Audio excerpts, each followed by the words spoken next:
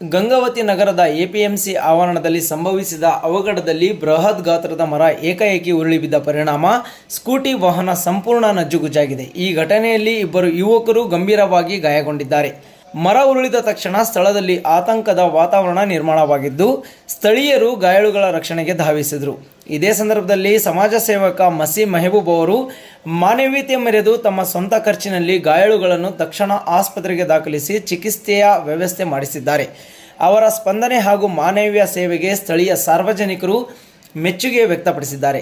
ಇಂತಹ ಸಂಕಷ್ಟದ ಸಂದರ್ಭಗಳಲ್ಲಿ ಮಾನವೀಯತೆ ತೋರಿದ ಮಸಿ ಮೆಹಬೂಬ್ ಅವರ ಕಾರ್ಯ ಶ್ಲಾಘನೀಯ ಎಂದು ಸಾರ್ವಜನಿಕರು ಅಭಿಪ್ರಾಯಪಟ್ಟಿದ್ದಾರೆ.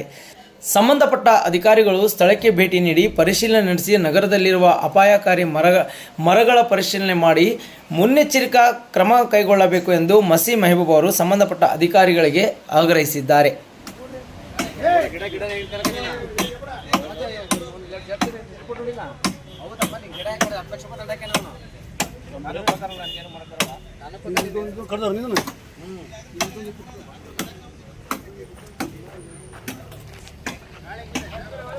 ಗಾಳಿಗೆ ಬಿದ್ದೈತಿ.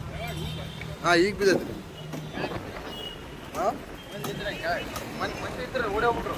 ಯಾರು ಮಂದಿಗೆ ಏನಾಗಿಲ್ಲ, ಗಾಡಿಗೆ ಎಪ್ಪಟ್ಟು ಬಿದ್ದೈತೆ, ಒಬ್ಬನಿಗೆ ಕೈ ಒಂದು ಎಟ್ಟು ಬಿದ್ದೈತಿ.